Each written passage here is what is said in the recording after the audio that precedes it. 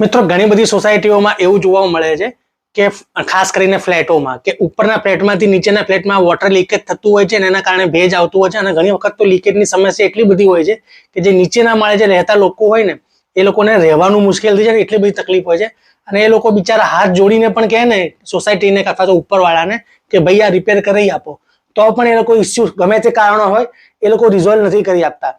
પણ આવો એક મામલો ગુજરાત હાઈકોર્ટમાં ગયા બાદ એ આખો જે કહેવાય ને કે જે વ્યક્તિનો પ્રશ્ન હતો એ આખા પ્રશ્નનો ઉકેલ આવી ગયો છે. એટલે જો તમારે પણ આવો પ્રોબ્લેમ હોય તો તમે કાયદાનો સહારો લઈ અને હાઈકોર્ટમાં અને એમાં પિટિશન કરી શકો છો અને તમારો ઇસ્યુ રિઝોલ્વ કરી શકો છો. તો મિત્રો આખી વાત શું છે એવું તમને જણાવું. મેં ગયા વર્ષે મે મહિનામાં એક રીલ બનાવી હતી. એ રીલ હતી બહુ જાણીતી અને જૂની સોસાયટીનો મામલો કહેવાય ને એક સામાન્ય બાબતે ગુજરાત હાઈકોર્ટ સુધી પહોંચી ગયો છે. તો આપણે એની વાત આજે મારે કરવી છે.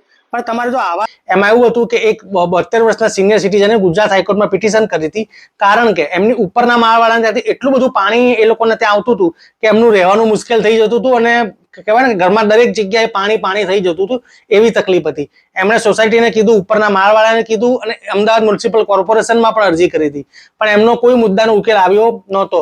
એટલે ગયા વર્ષે એમણે હાઈકોર્ટમાં પિટિશન કરી હતી અને પિટિશન કર્યા બાદ હાઈકોર્ટે સોસાયટીને, એએમસીને અને પેલા પ્રાઇવેટ વ્યક્તિને નોટિસ પણ કાઢી હતી અને નોટિસ કાઢ્યા બાદ જ્યારે કેસનું હિયરિંગ થયું ત્યારે એ લોકો વચ્ચે જે કહેવાય ને કે મુદ્દાનું સમાધાન થઈ ગયું, કારણ કે સોસાયટી અને જે ઉપરવાળા જે માળના જે વ્યક્તિ હતા એમણે આમનો જે સિનિયર સિટીઝન અંકલ જે પિટિશનર છે એમનો પ્રોબ્લેમ સોલ્વ કરી નાખ્યો, રિપેરિંગનું બધું કામ અંડરટેક કર્યું હતું.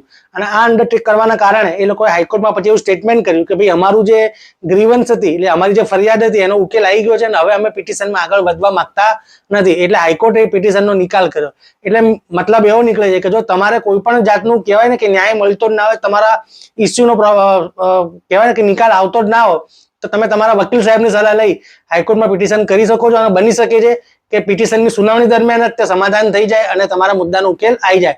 જો તમારે પણ વોટર લીકેજનો પ્રોબ્લેમ હોય તો તમે પણ હવે હાઈકોર્ટમાં જઈ શકો છો.